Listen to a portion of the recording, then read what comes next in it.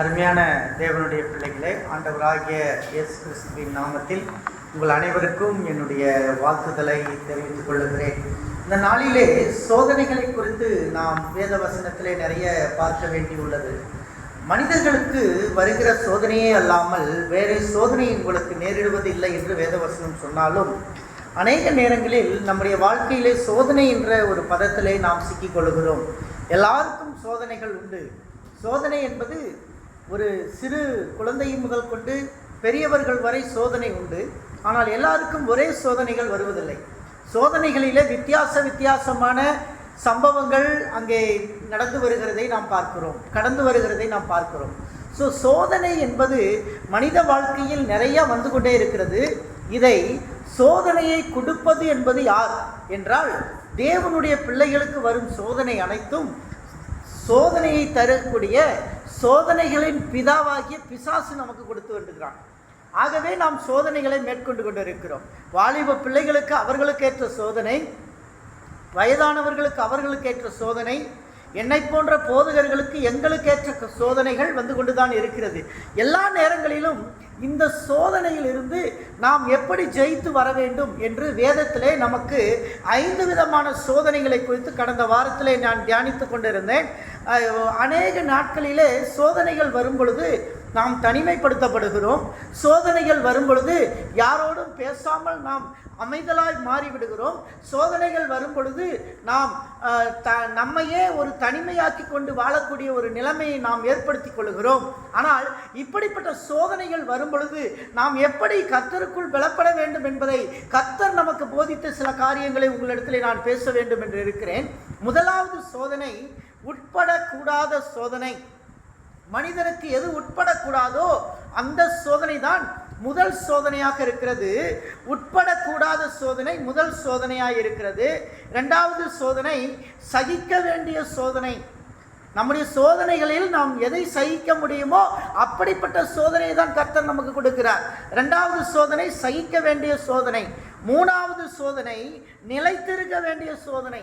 எந்த சோதனை வந்தாலும் நாம் ஜெபத்திலும் வேத வாசிப்பிலும் கர்த்தருக்குள் உறுதியாய் நிலைத்திருக்க வேண்டும். அந்த சோதனையை விட்டு மாறிவிடக்கூடாது என்பதை மூன்றாவது சோதனையாய் நாம் பார்க்கிறோம்.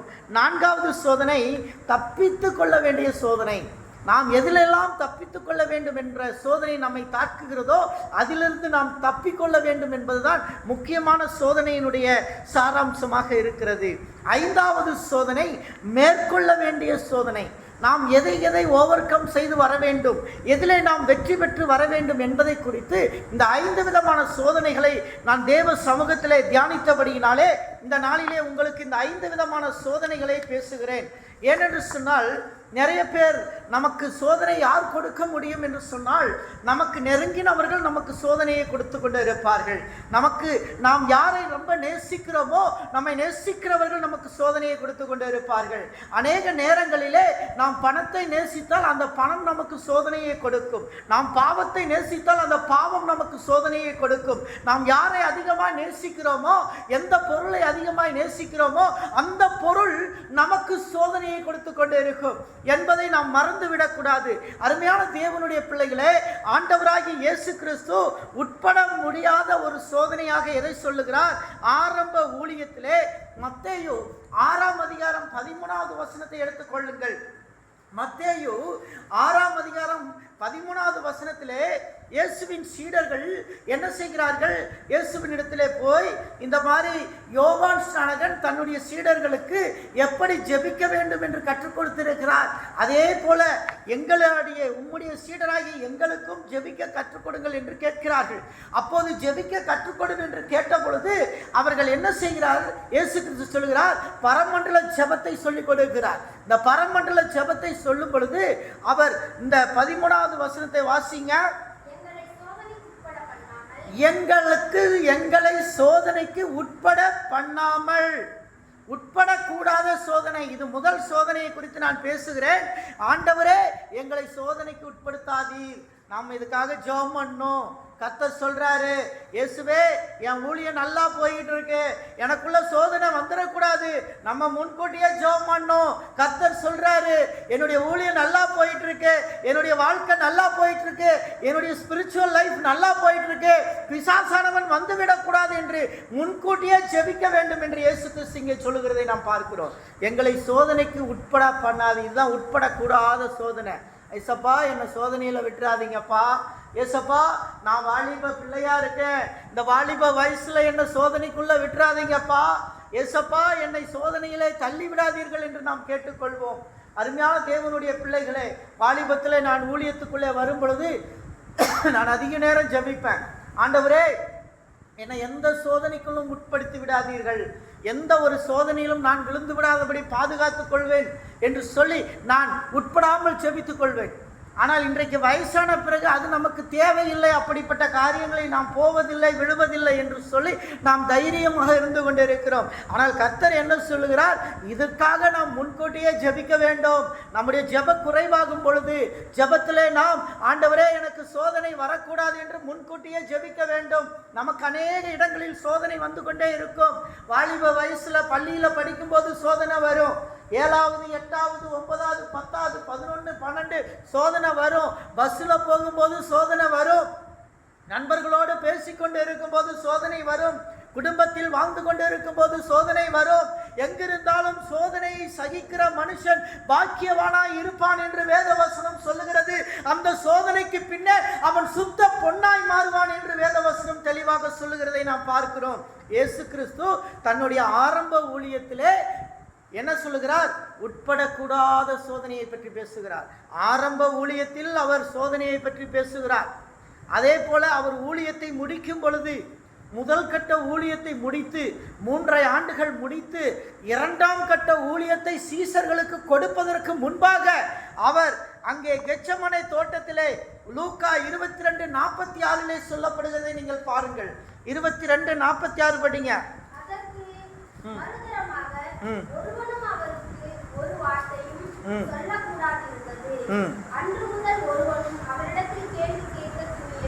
மத்தேயு 26:41 படிங்க.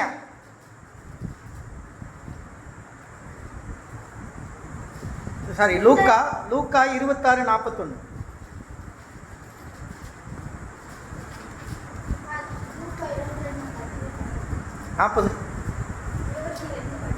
22 நீங்கள் நித்திரை பண்ணுகிறது என்ன? சோதனைக்கு உட்படாதபடிக்கு எழுந்திருந்து ஜெபம் பண்ணுங்கள். இங்கே ஊழியத்தை முடிக்கின்ற நேரத்தில் அவர் சொல்லுகிறார், நீங்கள் ஏன் தூங்கிக் கொண்டு இருக்கிறீர்கள்? சோதனைக்கு உட்படாதபடி விழித்திருந்து ஜெபியுங்கள் என்று சொல்லுகிறார். அருமையான சபையாரே, நீங்கள் ஜெபிக்க வேண்டும். உங்கள் ஜெப நேரத்தை அதிகப்படுத்த வேண்டும். உங்கள் ஜெப நேரம் அதிகமாக இல்லாவிட்டால், ஒருவேளை உன்னுடைய குடும்பத்திலே ஒரு நபருக்கு ஜெப வாழ்க்கை இல்லாவிட்டால் அவர்களால் பல பிரச்சனைகளை நாம் சந்திக்க நேரிடும். ஜெபத்திலே குறைவிருக்கிறவர்கள் மூலமாக பல போராட்டங்களை சந்திக்க நேரிடும். அருமையான தேவனுடைய பிள்ளைகளே, நீங்கள் ஜெபத்திலே உறுதியாய் நிற்கிறவர்களாய் இருங்கள். ஜெபத்திலே வாஞ்சை உள்ளவர்களாய் இருங்க. கர்த்தர் அதான் சொல்றார். ஆரம்ப ஊழியத்துல சோதனைக்கு உட்படாதன்னு சொல்றார். ஊழியம் முடிய போது, அடுத்து அவர் மரணத்தை சந்திக்க போகிறார். அந்த நேரத்திலும் அவர் சொல்லுகிறார், உட்படாதீர்கள். சோதனை வராத மாதிரி முன்கூட்டியே ஜெபம் பண்ணுங்க. அருமையான தேவனுடைய பிள்ளைகளே, விசுவாசிகளே, நல்லா இருக்கும்போது நாம் ஜெபிக்க வேண்டும். நாம் சந்தோஷமாக இருக்கும்போது ஜெபிக்கணும். நம்ம கர்த்தருக்குள்ளே நிலைச்சிருக்கும் போது ஜெபிக்கணும். நமக்கு நிறைய வசதிகளை கொடுக்கும்போது ஜெபிக்கணும். நமக்கு நிறைய பதவிகளை கொடுக்கும்போது ஜெபிக்கணும். நிறைய புகழ்ச்சி வரும்போது நம்ம ஜெபிக்கணும். சோதனை வராதபடி ஜெபிக்கணும். நமக்கு புகழ்ச்சி வரும், நிறைய பேர் நம்மளை புகழ்வாங்க. புகழ புகழ புகழ ஒரு பக்கம் சாத்தான் சோதனையை வைத்து கொண்டு இருப்பான். ஆகவே நாம் எச்சரிக்கையோடு இருக்க வேண்டும். ஆகவே இப்படிப்பட்ட சோதனைகள் நம்மை தாக்காதபடி, நாம் தனி மனித வாழ்க்கையிலே சோதனை வராதபடி முன்கூட்டியே தேவ பிள்ளைகள் ஜெபிக்க வேண்டும். ஆண்டவரே, என்னுடைய தனி மனித வாழ்க்கையில் சோதனை வராதபடி நாம் முன்கூட்டியே ஜெபிக்க வேண்டும். தேவ சமூகத்தில் நேரத்தை ஒதுக்கி நாம் ஜெபிக்க வேண்டும். இப்படி ஜெபித்தோம் என்று சொன்னால் இப்படிப்பட்ட சோதனைகள் நம்முடைய வாழ்க்கையிலே அது வென்றுவிடும் என்பதை நாம் முக்கியமாக அறிந்து கொள்ள வேண்டும். இது முதலாவது சோதனையாக இருக்கிறது. சில பிரச்சனையோடு நம்ம இருப்போம். சபைகளுக்கு வரும் பொழுது பார்ப்போம், பார்த்தீங்கன்னா பிரச்சனையாக இருக்கிறவங்க சபைக்கு முன்னாடியே வருவாங்க. சபைக்கு கொஞ்சம் லேட்டாக வந்தாங்கன்னு வச்சுக்கோங்க, அவங்களுக்கு பிரச்சனை இல்லைன்னு அர்த்தம், அவங்களுக்கு பிரச்சனையே இல்லை அப்படின்னு அர்த்தம். இன்னும் கொஞ்ச நாள் ஆச்சு சபைக்கு வராமையே நின்று போயிடுவாங்க, அவங்களுக்கு எந்த பிரச்சனையும் இல்லைன்னு அர்த்தம். ஆனால் பிரச்சனை வந்ததுக்கப்புறம் ஆட்டோமேட்டிக்காக வந்து உட்காருவாங்க. இது நடக்கிற காரியம். சோதனை வரும் பொழுது இப்படி தான் இருக்கும். சில பிரச்சனை, யாக்கோபு 5:13 படியுங்கள். 5:13. துன்பப்பட்டால் அவன் என்ன செய்யணும்? ஜெபம் பண்ணணும். உனக்கு கஷ்டம் வருதா? ஜெபம் பண்ணு, வேற என்ன இதையும் தேடாத. உனக்கு கஷ்டம் வருதா? ஜெபம் பண்ணு. ஜெபத்தில் நீ வெற்றியை பெற முடியும். கர்த்தர் உன் வாழ்க்கையில் ஜெபத்தால் வெற்றியை கொடுப்பார். இயேசு கிறிஸ்து சிலுவையை சந்திக்க போகிறார். சிலுவையில ஒரு பெரிய வெற்றியை சந்திக்க போகிறார். அதற்கு முன்பாகவே அவர் ஜெபிக்கிறார். அவர் போய் ஒரு கல்லறி தூரம் இருந்து ஜெபித்துக் கொண்டே இருக்கிறார். ஏன் இயேசு கிறிஸ்து முதல் இரத்தத்தை ஜெபத்துக்காக சிந்தினார் என்று தெரியுமா? நீங்களும் நானும் ஜெபத்தில் தோல்வி அடைவோம் என்பதற்காக அவர் முதல் இரத்தத்தை ஜெபத்துக்காக சிந்தினார். அல்லேலூயா. இரண்டாவது தான் பாவத்துக்காக சிந்தினார். நமக்கு எல்லாருக்கும் தெரியும், இயேசு கிறிஸ்து கெத்செமனே தோட்டத்தில் ஒலிவ மலையில போய் ஜெபிக்கும் பொழுது வேர்வையின் பெருந்துளியாய் இரத்தம் வந்து கீழே விழுந்துச்சு. முதல் இரத்தம் ஜெபத்துக்காக இயேசு கிறிஸ்து அவர் சிந்தினார். இன்றைக்கு உங்களுக்கு ஜெபத்துக்காக சிந்தி இருக்கிறார். நீங்கள் ஜெபிக்கிற நேரத்தை அதிகப்படுத்துங்க. நீங்க ஆண்டவரோடு உறவாடும் நேரத்தை அதிகப்படுத்துங்க. Increase the time with God. You spend time with God. Enoch 365 வருடத்திலே 65 நாளை தவிர 300 வருடம் தேவனோடு சஞ்சரித்து கொண்டிருந்தான். தேவனோடு சஞ்சரித்து கொண்டிருந்ததுனால அவன் காணப்படாமல் போனான். அவனுடைய ஒரு புஸ்தகம் இந்த பைபிளில் வைக்கல. ஏனோக்கு எழுதின புஸ்தகம் பைபிளில் வைக்கல. ஏனோக்கின் புஸ்தகத்தில் பல ரகசியங்கள் அடங்கி இருக்குது. கடைசி காலத்தில் ஏனோக்கின் புஸ்தகம் வெளிப்படும் என்று சொல்லுகிறார்கள். அது பைபிளில் வைக்கப்படாத ஒரு புஸ்தகம் இன்னைக்கும் இருக்கிறது. அதில் சூப்பர் நேச்சுரல் மிராக்கிள் பற்றி அதில் எழுதியிருக்காரு. பரிசுத்த ஆவியின் அபிஷேகத்தினுடைய அற்புதங்களை பற்றி எழுதியிருக்கிறாரு. தேவ தூதர்களின் சந்திப்பை குறித்து எழுதியிருக்கிறாரு. சாத்தான் எப்படியெல்லாம் குடும்ப உறவிலே பிரச்சனையை செய்வான் என்பதை பற்றி எழுதியிருக்கிறாரு. அந்த புஸ்தகம் இன்னும் வேதத்தில் இடம்பெறாமல் போய்விட்டது. ஆனால் அது கடைசி காலத்திலே அந்த புஸ்தகத்தினுடைய ரிவாலிட்டிஸ் இப்பொழுது வந்து கொண்டிருக்கிறதை நாம் அறிகிறோம். அருமையான தேவனுடைய பிள்ளைகளே, உங்களில் ஒருவன் துன்பத்தில் இருக்கிறான் என்றால் அவனுக்காக ஜெபியுங்கள். ஒருவன் கஷ்டத்தில் இருக்கிறான் என்றால் அவனுக்காக ஜெபியுங்கள். நம்முடைய ஜெப நேரத்தை அதிகப்படுத்துங்கள். If you are praying too much, your spiritual life will be growing, your physical life will be growing. சிறு வயதுல ஜெபம் பண்ணி பாருங்க. ஆவிக்குரிய வாழ்க்கையில வாலிப பிள்ளைங்க சின்ன வயசுல கர்த்தரை நோக்கி ஜெபம் பண்ணி பாருங்க. பெருசாகும் பொழுது உங்களுடைய குடும்ப வாழ்க்கையும் உறவுகளும் சிறந்து விளங்கும். கர்த்தர் உங்களை ஆசீர்வதித்து வைப்பார். உங்களை போன்ற வாலிப வயதிலே நான் ரொம்ப நேரம் தேவனோடு உறவாடி கொண்டிருந்த காலகட்டத்திலே தேவன் பேசியவைகள், தேவன் சொல்லியவைகள், தேவன் நடத்தியவைகள் இன்று வரை என்னை நிலைத்து நிற்க செய்து கொண்டு இருக்கிறது. அதே போல நீங்கள் வாலிப வயதிலே உங்களுடைய எதிர்காலத்துக்காக நீங்கள் செபியுங்கள். உங்களுடைய எதிர்காலத்தில் நான் சோதனைக்கு உட்படாதபடி நான் செபிக்கிறேன். என் குடும்பம் சோதனைக்கு உட்படாதபடி நான் செபிக்கிறேன். என் பிள்ளைகள் சோதனைக்கு உட்படாதபடி நான் செபிக்கிறேன் என்று நீங்கள் செபத்திலே கேட்டுக்கொள்ள வேண்டும். அப்பொழுதுதான் கர்த்தர் உங்களோடு இருந்து கிரியைகளை செய்வார். அருமையான தேவனுடைய பிள்ளைகளே, ஓநாய் கூட்டத்துக்குள்ளே ஆடுகளை அனுப்புகிறேன். ஓநாய் கூட்டத்துக்குள்ள ஆடுகளை அனுப்புகிற ஆடுகள் எச்சரிக்கையா இருக்கணும். நீங்க போறீங்க ஸ்கூலுக்கு, ஒரு ஓநாய் கூட்டமும் ஸ்கூல்ல காத்திருக்கு.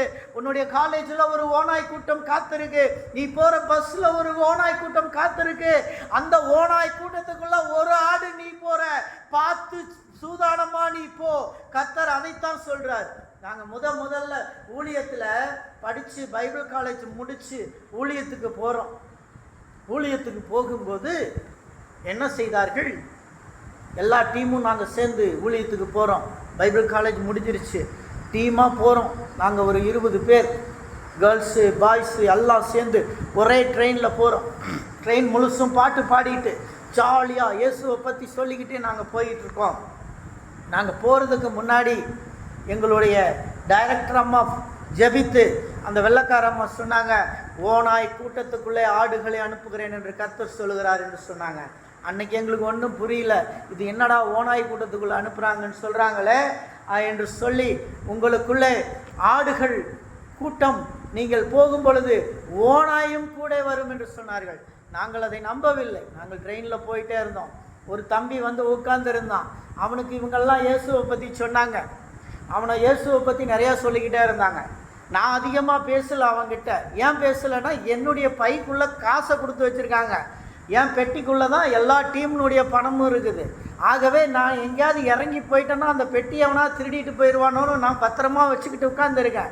ஏன்னா அந்த 20 பேரும் 2-3 மாதம் சாப்பாடுக்கான அனைத்து பணமும் என்கிட்ட இருக்குது. கர்த்தருடைய ஊழியத்துக்கு நான் கிளம்பும் போதே கர்த்தர் என் பெட்டியில் பணத்தை போட்டுட்டார்.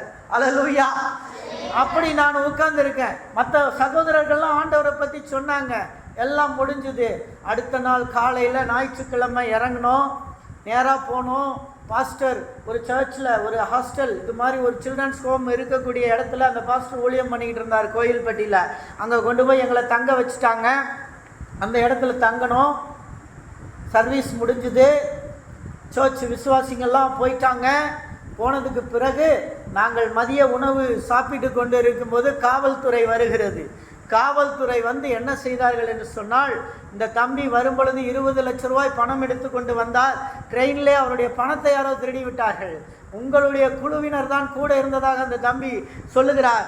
ஆகவே உங்கள் குழுவினரை நாங்கள் விசாரிக்க வேண்டும் என்று போலீஸ் வந்து சொன்னார். நாங்கள் போய் சொன்னோம், நாங்கள் எல்லாம் ஊழியக்காரர்கள், நாங்கள் எல்லாம் ஊழியத்துக்காக அழைக்கப்பட்டிருக்கிறோம், எங்களிடத்தில் எதுவும் பணம் இல்லை என்று சொன்னோம். உடனே எல்லாரும் பெட்டியை எடுத்து செக் பண்ணாங்க. என்னுடைய பெட்டியிலே பணம் இருக்கிறது. அந்த பணமும் அவர்கள் சொல்கிற 20 லட்சம் அல்ல, அது 50,000 பணம் தான் இருந்தது. அந்த பணம் என்னுடைய பெட்டியிலே இருக்கிறது. அதை எடுக்கும் பொழுது என்னுடைய டைரக்டர் சொன்னார், இதுதான் எங்கள் டீமுக்கு செலவுக்காக நாங்கள் கொண்டு வந்த பணம்.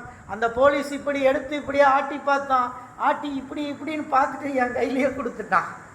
ஓநாய் கூட்டத்துக்குள்ள ஆடுகளை அனுப்புவேன், ஆனால் ஏன் ஆடுகளை கர்த்தர் பாதுகாப்பார். அல்லேலூயா, அல்லேலூயா. அது எனக்கு எங்கள் டீமுக்கே ஒரு பெரிய அவமானமாக இருந்தது.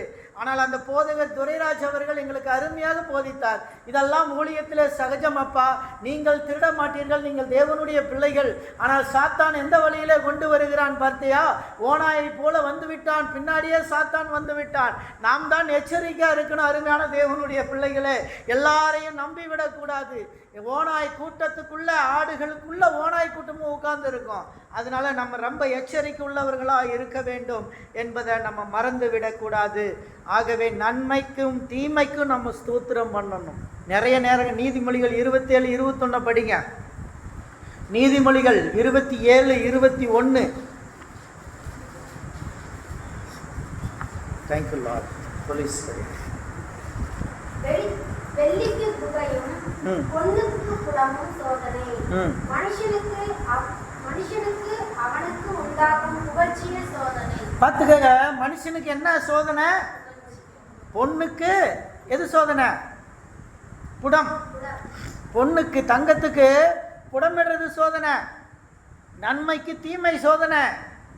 அப்புறம் மனுஷனுக்கு எது சோதனை? அவனுக்கு வர்ற புகழ்ச்சி. அருமையான தேவனுடைய பிள்ளைகளே, உங்களை யாராவது புகழ்ந்தாங்கன்னா ரொம்ப எச்சரிக்கையா இருங்க. உங்களை யாராவது புகழ்ந்தா எச்சரிக்கையா இருங்க. உங்களை பாராட்டினா எச்சரிக்கையா இருங்க. அதுதான் நமக்கு நாளைக்கு சோதனையில வந்து முடியும். ஆகவே நம்ம எச்சரிக்கை உள்ளவங்களா இருக்கணும். அருமையான தேவனுடைய பிள்ளைகளே, 2வது சோதனைக்குள்ளாக கடந்து போவோம். நாம் சகிக்க வேண்டிய சோதனை. நாம் சகிக்கணும். எந்த சோதனையை? 1 கொரிந்தியர் 10:13 படிங்க. 1 கொரிந்தியர் 10:13. 1 கொரிந்தியர் 10:13 படிங்க. மனுஷருக்கு நேரிடுகிற சோதனையே அல்லாமல் வேறு உங்களுக்கு நேரிடுவதில்லை. அல்லேலூயா. சோதனைகள் வருங்க, ஆனால் அந்த சோதனை உங்களால் சகிக்க முடிகிற சோதனையை தான் கர்த்தர் உங்களுக்கு கொடுப்பார். உங்களுக்கு சகிக்க முடியாத சோதனையை கர்த்தர் உங்களுக்கு கொடுக்க மாட்டார். இயேசு கிறிஸ்து சிலுவையில் அறைய போகிறார். அவரால் சகிக்க முடியும் என்பதற்காக அந்த சோதனையை கொடுத்தார். ஆனால் இயேசுவுக்கு ஒரு பயம் இருந்தது. இயேசுவே, இந்த பாத்திரம் என்னை விட்டு நீங்க கூடுமானால் நீங்கும் என்று கேட்டுக்கொண்டார். பிதா சொன்னாரு, நீங்காது, இதை நீ சந்திச்சுதான் ஆகணும். அந்த சிலுவை பாடுகளை சந்தித்தார், அடிகளை சந்தித்தார். அவமானத்தை சந்தித்தார், நிந்தைகளை சந்தித்தார். அருமையான தேவனுடைய பிள்ளையே, நீ என்றைக்கு கர்த்தருக்குள் வாழ்ந்து கொண்டு இருக்கிறாயோ அன்றைக்கு அவமானத்தை சந்திப்பாய், அன்றைக்கு நிந்தையை சந்திப்பாய், அன்றைக்கு போராட்டத்தை சந்திப்பாய். ஆனால் கர்த்தர் உன்னோடு இருப்பார் என்று சொன்னால் உன்னை பரிசுத்தமாய் நிறுத்துவார். அல்லேலூயா, அல்லேலூயா. ஆகவே அருமையான தேவனுடைய பிள்ளைகளே, இயேசு கிறிஸ்து சிலுவையிலே தொங்கும் பொழுது அவரால் சகிக்க முடியவில்லை, அவரை துப்பியதை அவரால் ஏற்றுக்கொள்ள முடியவில்லை. அவருடைய சிந்தையிலே முள்முடியை வைத்து குத்துகிறார்கள், ரத்தம் ஒழுகுகிறது, முதுகிலே கசையடிகளை வைத்து அடிக்கிறார்கள். அவ்வளவும் அவர் சகித்தார். இயேசு கிறிஸ்து சகித்த சோதனையைப் போல அதே சோதனையை காட்டிலும் நமக்கு வேறு சோதனையை கர்த்தர் நமக்கு கொடுக்க போவதில்லை. அல்லேலூயா. ரோமர் 8:23 வாசிங்கள். ரோமர் 8:23. அதுவும் அல்லாமல் ஆவியின் முதல் பலன்களை பெற்ற நாமும் கூட நம்முடைய சரீர மீட்பாகிய புத்திர சுவிகாரம் வருகிறதற்கு காத்திருந்து நமக்குள்ள தவிக்கிறோம். நமக்குள்ள என்ன செய்யறோம்? தவிக்கிறோம். நிறைய சோதனை இந்த சரீரத்துல இருந்து வருது. சரீரத்திலிருந்து வரக்கூடிய சோதனை அநேகமாக இருக்கிறது. 2 கொரிந்தியரின் புஸ்தகம் 4ஆம் அதிகாரம் 17-18 வரை வாசிங்க. 2 கொரிந்தியர் 4:17 முதல் 18. மேலும் காணப்படுகிறவைகளை அல்ல, காணப்படாதவைகளை நோக்கி இருக்கிற நமக்கு அதிசீக்கிரத்தில் நீங்கும் லேசான நம்முடைய உபத்திரவம், அதிசீக்கிரத்தில் நீங்கும் லேசான உபத்திரவம். அல்லேலூயா. தேவ பிள்ளைகளே, இயேசுவை நம்பும் பொழுது உங்களுடைய உபத்திரவங்கள் அதிசீக்கிரத்திலே நீங்கும். அதிசீக்கிரம், இட் இஸ் சூன் டிஸப்பியர். அது காணப்படாமல் போகும், அது உன்னை விட்டு நீங்கி போகும். அல்லேலூயா, அல்லேலூயா.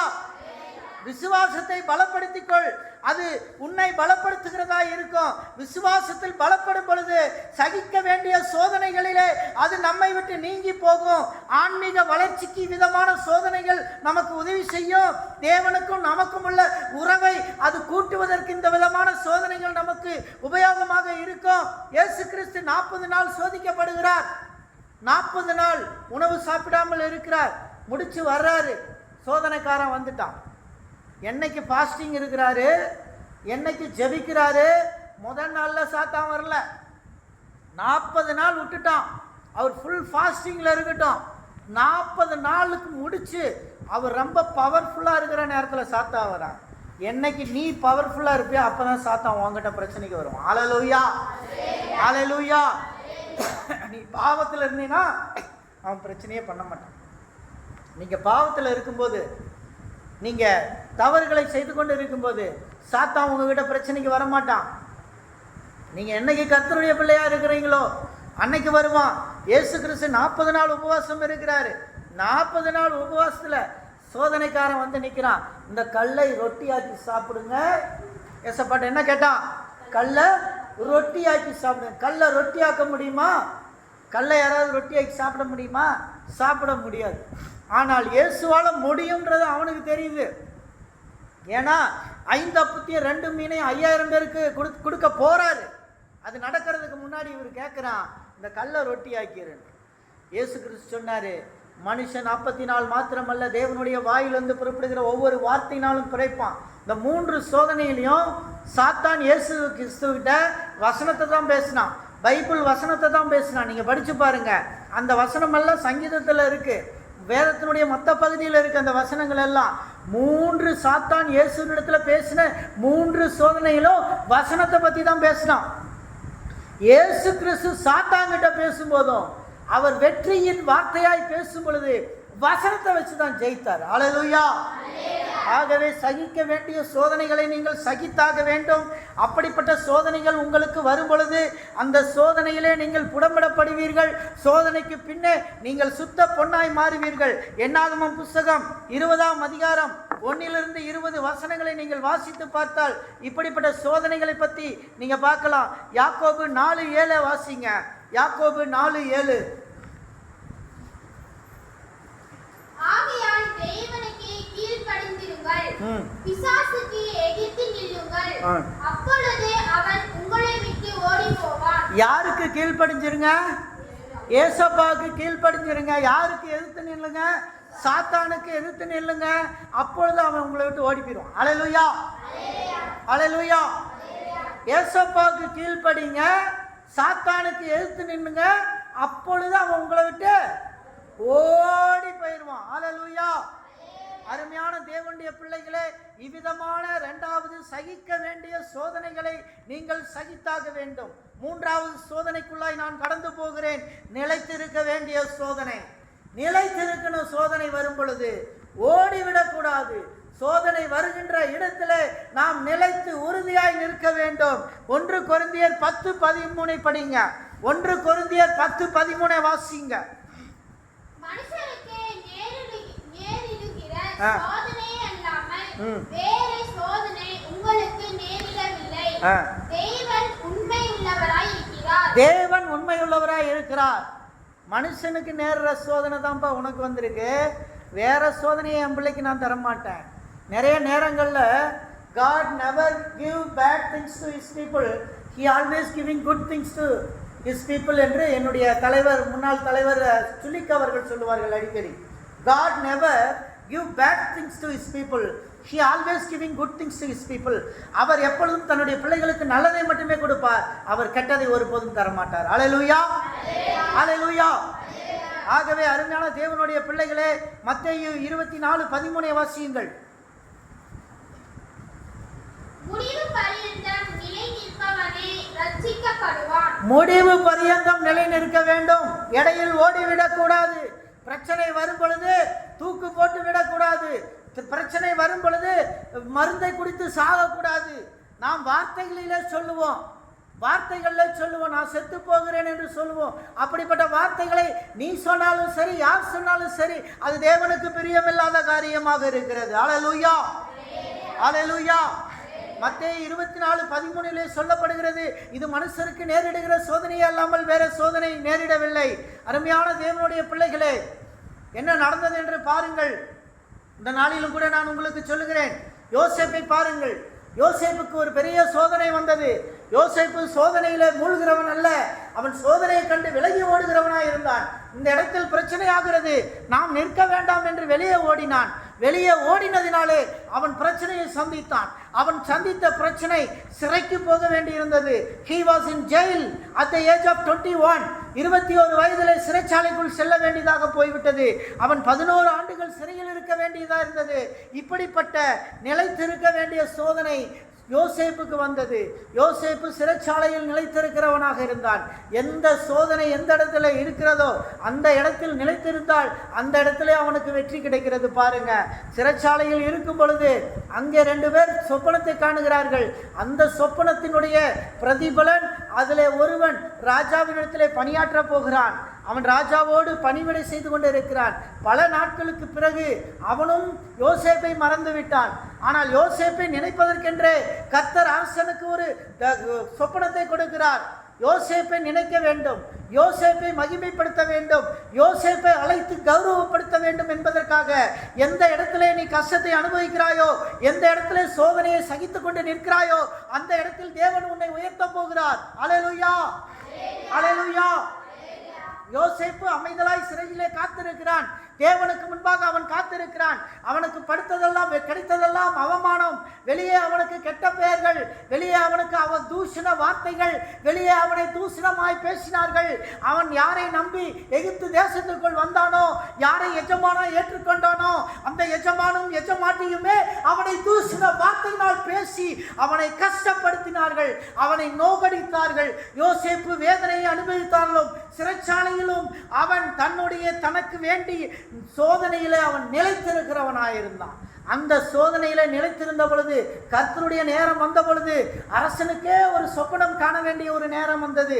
அந்த சொப்பனத்தை ஒருவராலும் விளக்கி சொல்ல முடியல. கடைசியா அது யோசேப்பு தான் விளக்க வேண்டும் என்று சொல்லி அந்த பானபாத்திரக்காரன் அவன் சொன்ன உடனே அங்கே யோசேப்பு அழைக்கப்படுகிறார். சிறைச்சாலையில் இருக்கிறவனுக்கு அரச குடும்பத்தில் அழைப்பு வருகிறது. நிலைத்திருக்கும் பொழுது தேவ பிள்ளைகளே, எங்கே சோதனை இருக்கிறதோ அந்த சோதனைக்குள்ளே நீங்கள் நிலைத்திருக்கும் பொழுது கர்த்தர் அந்த இடத்துல உங்களை உயர்த்துவார். கர்த்தர் அந்த இடத்துல உங்களை உயர்த்துவார். யோசேப்பு சிறைச்சாலையில் நிலைத்திருக்க அவன் நிலைத்திருந்தான். கர்த்தருடைய டைம் வந்துச்சு, கர்த்தர் கூப்பிட்டாரு, நேரா கொண்டு வந்து பார்வோன் முன்னாடி நிறுத்தினாரு. பார்வோன் சொப்பனத்தை சொன்னான். எத்தனையோ ஞானிகள் சொல்ல முடியல. எகிப்தில் ஆயக்கலைகள் 64 கத்து பெரிய பெரிய எகிப்தியர்கள் என்பவர்கள் மிக அறிவு புத்திசாலிகளாக இருந்தார்கள். அதி புத்திசாலிகளால் சொல்ல முடியாத ஒரு தரிசனத்தை யோசேப்பு தேவ மனிதன் தேவ ஆவியினால் சொன்னான். அல்லேலூயா, அல்லேலூயா. அவன் தேவ ஆவியினால் சொன்னபடியினாலே அவனுக்கு அரசனுடைய அழைப்பு வந்துவிட்டது, அரசனுடைய புகழ்ச்சி வந்துவிட்டது. அரசன் தன்னுடைய தங்க செயினை எடுத்து அவனுக்கு அணிவித்தார். அரசன் தன்னுடைய முத்திரை மோதிரத்தை எடுத்து கொடுத்தார். என்னுடைய முத்திரை மோதிரம் நீ என்று சொன்னார். அல்லேலூயா, அல்லேலூயா. யோசேப்பு அரசனாகவில்லை, ஆனால் அரசனுடைய முத்திரை மோதிரம் அவன் கையில் இருந்தது. அருமையான தேவனுடைய பிள்ளையே, நீ இயேசுவின் பிள்ளை என்ற முத்திர மோதிரம் உன் கையில் இருக்குது. அந்த மோதிரத்தை நீ அணிந்து கொள்வாய் என்று சொன்னால், இயேசுவின் முத்திரை மோதிரம், ரட்சிப்பின் முத்திரை மோதிரம் உன்னை உயர்த்துகிற மோதிரமாக இருக்கும். தேவனுடைய பிள்ளைகளே, அப்படியாகத்தான் இந்த சோதனையிலே யோசேப்பு நிலைத்திருக்கிறவனா இருந்தான். 4வது காரியத்துக்கு போலாம். தப்பித்து கொள்ள வேண்டிய சோதனை. சோதனை வரும் பொழுது நாம் தப்பிக்கொள்ள வேண்டும். சோதனை வரும் பொழுது நாம் விலகி கொள்ள வேண்டும். இப்படி சோதனை யாக்கோபு 4:7 சொல்லப்பட்டிருக்கிறது. மார்க் 9:42 படிங்க. மார்க் 9:42.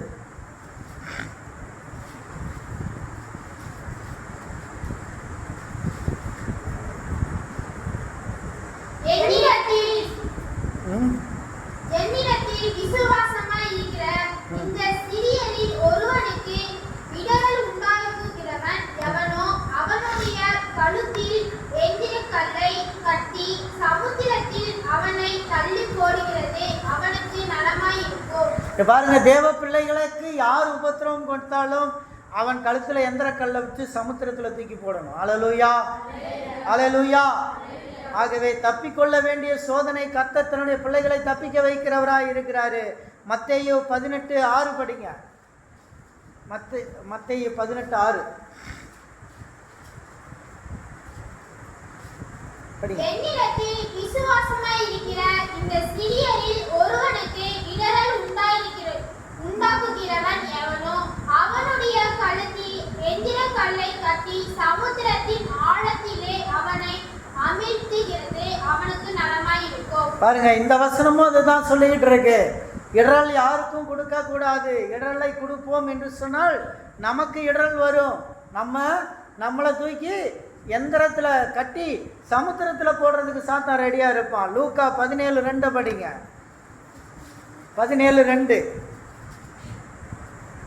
அவன் இந்த சிறுவரில் ஒருவனுக்கு இடரல் உண்டாக்குகிறதை பார்க்கிலும் அவனுடைய கழுத்தில் எந்திரக்கல் கட்டப்பட்டு அவன் சமுத்திரத்தில் தள்ளுண்டு போவது அவனுக்கு நலமா இருக்கும். இதுல என்ன தெளிவா சொல்றாரு லூக்கா?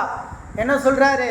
எந்திரக்கல்லை கட்டி சமுத்திரத்துல போட்டுருவோம், அது நலமா இருக்கும். மார்க் 9:49-50.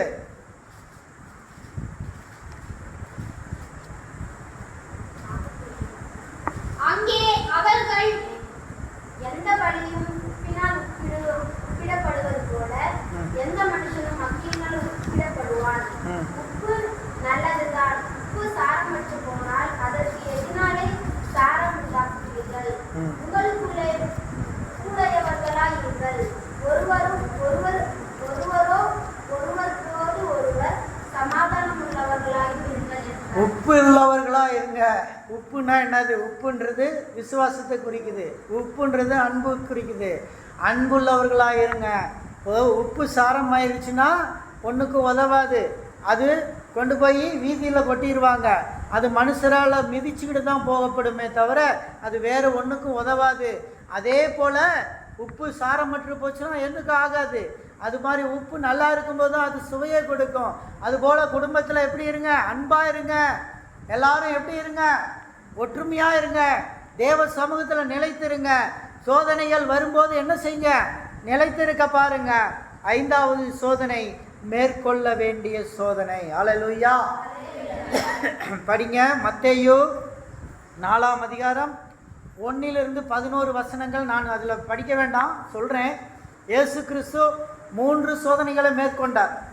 அதுபோல கண்களின் இச்சை, மாம்ச இச்சை, ஜீவனத்தின் பெருமை, 3 விதமான சோதனை இயேசு கிறிஸ்து சந்தித்தார். முதலாம் ஆதாம் 3 விதமான சோதனையிலே விழுந்து போனான். ஏதேன் தோட்டத்தில் முதலாம் ஆதாம் கண்கள் இச்சை, மாம்ச இச்சை, ஜீவனத்தின் பெருமையில் விழுந்து போனான். முதலாம் ஆதாம் ஏவாள் முதல் கண்களின் இச்சையிலே அது பார்வைக்கு நல்லதாய் இருக்கிறது, புசிப்புக்கு இன்பத்தை கொடுக்கும் என்று சொன்னார். அது பார்வைக்கு நல்லதாய் இருக்கும் என்று சொன்னார். முதலில் கண்களின் இச்சையில் விழுந்து போனாள். அவள் மாம்ச இச்சை சொன்னது, இதை புசித்தால் நல்லா இருக்குது, ருசியா இருக்கு, டேஸ்டா இருக்கு என்று சொன்னார். அது மாம்ச இச்சை அவளுக்கு சொன்னது. அதிலும் விழுந்து போன ஆதாம். 3வது இச்சை ஜீவனத்தின் பெருமை. இதை சாப்பிட்டு விட்டால் நான் கடவுள் மாதிரி ஆயிடுவேன், நான் தேவர்களை போல மாறிடுவேன். இந்த 3வது இச்சை ஜீவனத்தின் பெருமை. இந்த 3 இச்சையில் முதலாம் ஆதாம் விழுந்தார். முதலாம் ஆதாம் விழுந்த அந்த 3 கண்களின் இச்சை, மாம்ச இச்சை, ஜீவனத்தின் பெருமையை 2ஆம் ஆதாமாகிய இயேசு கிறிஸ்து வந்து ஜெயிக்கிறதை நாம் பார்க்கிறோம். ஆண்டவராகிய இயேசு கிறிஸ்து வருகிறார், 2ஆம் ஆதாம் வருகிறார். அவர் வந்து என்ன செய்கிறார்? ஜெயிக்கிறார். 2ஆம் ஆதாம் வந்து என்ன செய்கிறார்? ஜெயிக்கிறார். எப்படி ஜெயிக்கிறாரு? முதலில் உலகத்தின் சகல ராஜ்யத்தையும் கண்களின் இச்சையிலே காட்டுகிறான் சாத்தான். கண்களின் இச்சையில காட்டி, இதெல்லாம் எனக்கு இருக்கிறது, நான் இதை நீ பணிந்து கொண்டால் நான் செய்வேன். கர்த்தர் அதுல கண்கள் நிச்சயில ஜெயிக்கிறார். 2ஆம் ஆதாமாக இயேசு வருகிறார், அவர் அதில் ஜெயிக்கிறார். 2ஆம் ஆதாமாக இயேசு கிறிஸ்து கல்லுகளை அப்பமாக்கு என்று மாம்ச இச்சையிலே பேசுகிறான், அதையும் ஜெயித்தார். Man is not in bread alone, but by the word of God he will save என்று சொல்லி அருமையாக அவர் அதில் வெற்றி பெற்றதை நாம் பார்க்கிறோம். 3வது இச்சை தேவாலயத்தின் உப்பரிக்கையில் மேல் நிறுத்தி நீ தாழ குதித்தால் தேவதூதர்கள் உண்மை தாங்கிக் கொண்டு போவார்கள் என்று சொன்னார். அது ஜீவனத்தின் பெருமையை குறிப்பிடுகிறது. 2ஆம் ஆதாமாகிய இயேசு கிறிஸ்து ஜீவனத்தின் பெருமையிலும் அவர் வெற்றி கொண்டார். 3 இச்சைகளில் அவர் வெற்றி கொண்டார். அருமையான தேவனுடைய பிள்ளைகளே, இன்றைக்கு தேவனுடைய பிள்ளைகளுக்கு சோதனை வரும். 3 விதமான சோதனை வரும்.